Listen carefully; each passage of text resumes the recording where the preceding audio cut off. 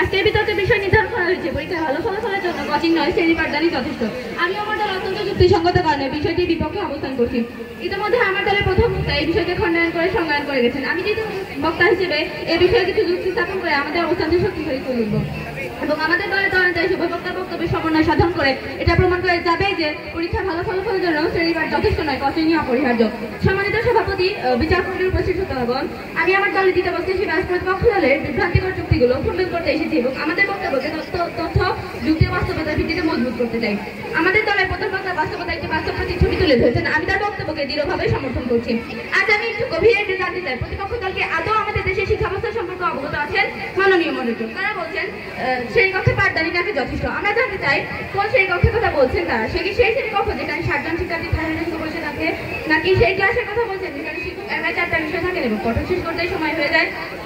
প্রতিপক্ষ দল, আপনারা কি চোখ বন্ধ করে বলতে পারবেন আমাদের দেশে অধিকাংশ স্কুলে এমন শ্রেণীকক্ষ আছে যেখানে শিক্ষকরা প্রতিটি ছাত্রের যোগ্যতা বুঝে আলাদা করে সময় দিতে সক্ষম? যদি না পারেন তাহলে শ্রেণী পাঠদানকে একমাত্র ভরসা বলে কি নিছকালীন কল্পনা নয়?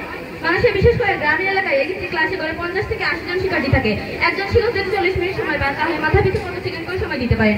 আপনি কি 20 থেকে 30 সেকেন্ডের মধ্যে একজন শিক্ষার্থীকে তার যোগ্যতা বুঝিয়ে দিতে পারবেন? এখানে কোচিং এর প্রয়োজনীয়তা তৈরি হয়। কোচিং শুধু গাইড বই মুখস্থ করানো নয়, সেখানে শিক্ষকরা একজন শিক্ষার্থীর যোগ্যতা বুঝে তাকে আলাদা করে সময় দিতে সক্ষম। প্রশ্নভিত্তিক প্রস্তুতি, মডেল টেস্ট পেপার সলভিং, এই সব কিছু শ্রেণীকক্ষে হয় না, কিন্তু কোচিং এ নিয়মিত হয়। আজকের দেশের অধিকাংশ শিক্ষা প্রতিষ্ঠানে যা হচ্ছে তা হলো শিক্ষক বোর্ডে বইটা থেকে পড়ে চলে যাচ্ছেন, ছাত্ররা বোঝে কি বোঝে না শিক্ষক রাখার সময় নেই। এই পরিস্থিতিতে প্রতিপক্ষ যখন বলে শ্রেণীকক্ষ যথেষ্ট, তখন আমরা বলি এটি একটি রঙিন মিথ্যা। চলো একটি বাস্তব তথ্য দেই। বাংলাদেশের শিক্ষা ব্যবস্থা বিষয়ক সমীক্ষা বিআরসি এডুকেশন রিপোর্ট অনুসারে এসএসসি ও এইচএসসি পরীক্ষা দিবে 5.25% শিক্ষার্থী কোচিং বা প্রাইভেট টিউশন থেকে উপকৃত হয়েছে বলে জানা যায়। আবার 2024 সালে এক সংবাদ প্রতিবেদনে দেখা গেছে ঢাকা শহরে বোর্ড পরীক্ষার্থীদের মধ্যে 90% বেশি ছাত্র কোচিং করে। ইউনেস্কোর এক রিপোর্টে বলা হয় in densely populated classroom personal is learning is nearly impossible. বিশ্ববিদ্যালয় ভর্তি পরীক্ষায় সফলদের মধ্যে 75% বেশি ছাত্র বিশেষ কোচিং বা গাইড প্রোগ্রামে অংশ নিয়েছে বলে জানা যায়।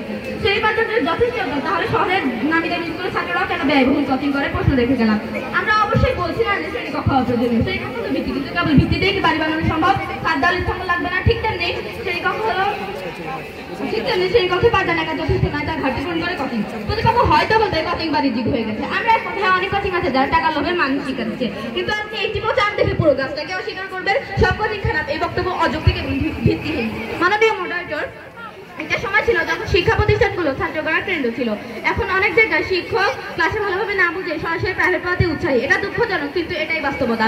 প্রতিপক্ষ দলের উদ্দেশ্যে বলতে চাই, আপনারা যদি শিক্ষা ব্যবস্থায় বিপন্ন চিত্রটা এড়িয়ে যান তাহলে আমাদের শিক্ষার্থীদের ভবিষ্যৎ অন্ধকারে ঢেকে যাবে। আজকের পরীক্ষা ব্যবস্থা শুধু বই মুখস্থ করে ভালো ফল করার সুযোগ দেয় না, প্রশ্নের ধরন, উত্তর লেখার স্টাইল, টাইম ম্যানেজমেন্ট সবকিছুর জন্য প্রয়োজন বিশেষ প্রস্তুতি, যা কোচিংয়ে পাওয়া যায়।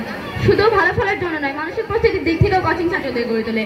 কোচিং এর শিক্ষার্থীরা বন্ধুদের সঙ্গে প্রতিযোগিতা করে নিজেদের প্রস্তুতি যাচাই করে অনুপ্রাণিত হয়। মাননীয় মডারেটর, আরেকটি সত্যি কথা হলো শ্রেণীকক্ষে অনেক শিক্ষার্থী প্রশ্ন করতে ভয় পায়। তারা ভাবে বন্ধুরা আসবে, শিক্ষক রেখে যাবেন, কিন্তু কোচিং এ সে ভয়টা থাকে না। কোচিং এ প্রশ্ন করার সুযোগ থেকে ব্যাখ্যা করার সুযোগ থাকে। তাহলে বলুন তো, ভীত দ্বিধাগ্রস্ত শিক্ষার্থী কি শুধু শ্রেণীকক্ষের আশায় ভালো ফল করতে পারবে? আমরা বলছি পারবে না। প্রতিপক্ষের কাছে জানতে চাই, আপনারা কি জানেন বর্তমান মানুষের প্রতি 10টি স্কুলে 7টিতে পর্যাপ্ত শিক্ষক নেই? কোথাও একজন শিক্ষক 3টি বিষয়ে ক্লাস নিচ্ছেন, কোথাও কোথাও বছরের পর বছর বিজ্ঞান বা গণিতের শিক্ষক নেই। এই শ্রেণীকক্ষে শিক্ষার্থীদের ভালো ফলাফলের স্বপ্ন দেখানোটা কি ঠকানো নয় কি? অনেকে বলে কোচিং সময় নষ্ট করে। আমরা বলি অযথা ফেসবুকে স্ক্রল করা, ইউটিউবে সময় দেওয়া কিংবা দিনের পর দিন ক্লাসে কিছু না বুঝে বসে থাকাটা আসলে কি সময় নষ্ট না কি? বিজ্ঞ প্রতিপক্ষ প্রশ্ন রেখে গেলাম। কোচিং অযথা একজন শিক্ষার্থীকে ট্রেন্ড করে গাইড করে প্রতিযোগিতার অসুবিধা। প্রতিপক্ষ হয়তো ভাবে সবাই কোচিং করতে পারে না। আপনারা বলছি হ্যাঁ সবাই পারে না, তাই তো দাবি করছি শ্রেণীকক্ষের মানুষ না হোক, কিন্তু না হওয়া পর্যন্ত কোচিং এর শিক্ষার্থীদের কার্যকর বিকল্প। আরেকটি বিষয়, আজকে বোর্ড পরীক্ষার প্রশ্নের ভাষ কমন না আসা, নতুন সিলেবাস ইত্যাদি জটিলতা শিক্ষার্থীদের উদ্বিগ্ন করে তোলে। এসব অনিশ্চয়তার মধ্যে যে শিক্ষার্থীরা কোচিং এর মাধ্যমে বারবার অনুশীলন করে তারাই